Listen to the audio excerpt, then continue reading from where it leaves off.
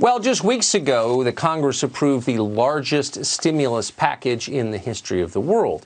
Much of that money, hundreds of billions of dollars, was set aside to help America's small businesses, millions of which are at risk of closing, many of which already have. But according to news reports, the private equity business, the people who pay half the tax rate you do, is now pressuring Congress and the administration to give them some of that money to prop up some of their investments. At the same time, private equity also wants access to loans set aside for larger businesses as well. Is that fair? Is it a good idea?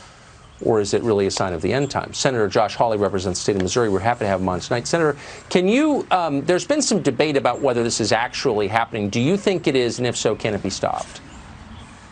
It better not happen, Tucker, and it certainly is not going to happen with my support. I mean, listen, private equity was sitting on a trillion, that's with a T, $1.5 trillion in cash back in January. So if they need access to capital, they ought to spend some of their own money. And by the way, private equity has access to credit facilities that the average independent small business person, at least in my state of Missouri, absolutely does not. So our focus right now needs to be on saving jobs, saving small business. And I think we ought to go even bolder. I think we need to protect every single job in this country until this emergency passes. And I think that's got to be the focus of phase 4.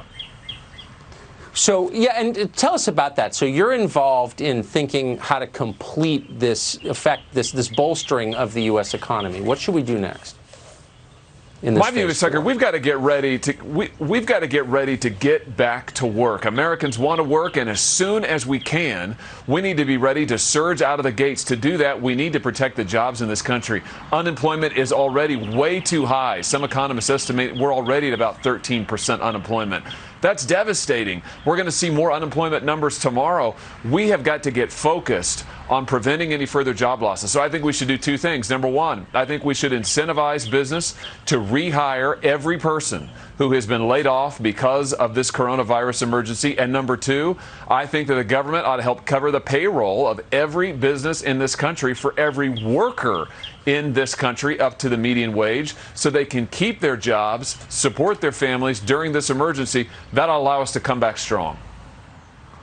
So that's a version of what Germany did during the last economic downturn in 2008 and 2009. Would there be assurances in this that companies would take whatever assistance they got and pass it on to their employees in wages and not, keep it?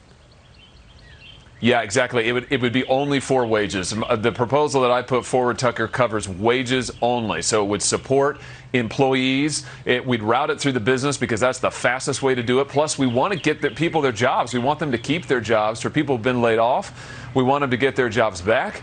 But I think we ought to be in the business of protecting workers, protecting jobs, and then getting ready to surge. We need to be able to survive this emergency and then surge out of the gates for a strong recovery. And we can only do that if workers are ready to work, if they're on the job and ready to go. And I think that needs to be our focus.